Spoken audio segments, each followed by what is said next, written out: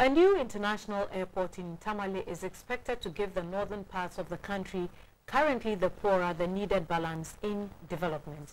The project will open up the area to vigorous business with multiplier effects.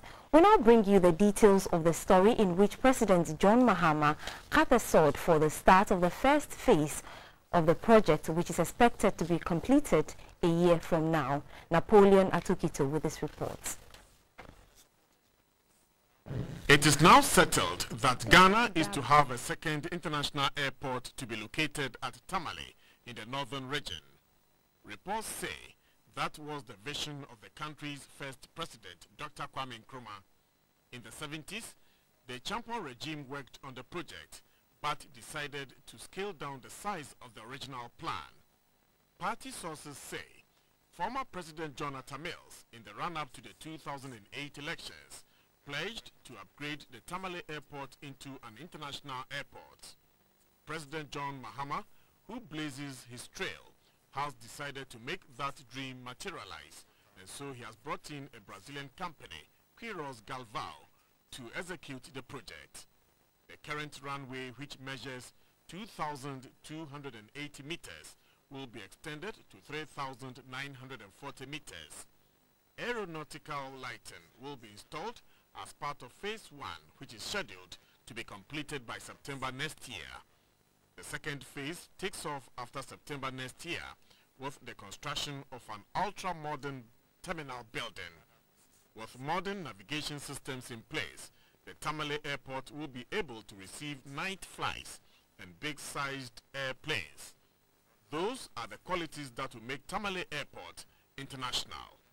Transportation Minister Jifa Ativo says the government will pursue a steady program to make Ghana an aviation hub in the West African sub-region. Expansion works are ongoing at the Kumasi Airport so that we can start night operations by close of the year. Kotoka International Airport is undergoing major facelift. We are developing a 10 terminal. Growth in the aviation sector directly impacts on economic development due to the creation of direct and indirect jobs in the industry and other auxiliary sectors such as tourism, catering, banking, and other service sectors.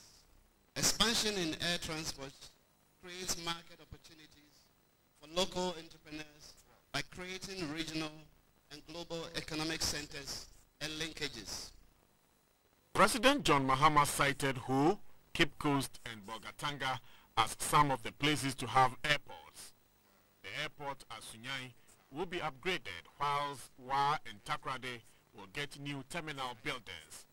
These are to be complemented with the return of the national carrier, Ghana Airways, through a public-private partnership. I wish to recognize our late President, Professor J.E.A. Mills, of blessed memory, whose idea and promise it was that has brought us here today. We are able to travel to places we couldn't before much easier than we did in the past. And so it is possible to leave Accra and in 10 hours be in New York. Formerly, that was not the situation. It's possible to leave Accra and visit another sister African country directly, flying from Accra. That was not the case before. There were many places in Africa. If you were traveling from Ghana and you wanted to go to Nairobi, you had to go to UK and pick a flight from the United Kingdom before you could get to Nairobi. All that is changing. One factor of globalization is the increase in air travel. Air travel has exploded all over the world. Unfortunately, Ghana was left behind for a very long time. Currently, Accra Airport receives about 4 million air travelers per year. Kumasi receives 400,000 passengers in the same period. Tamale gets some 200,000. Overall, the number of airplanes which makes direct flights to Ghana has increased from 15 in 2008 to about 32. On the domestic front, 3 privately owned airlines connect Accra, Takoradi, Kumasi, and Tamale. Napoleon Atukitu reporting.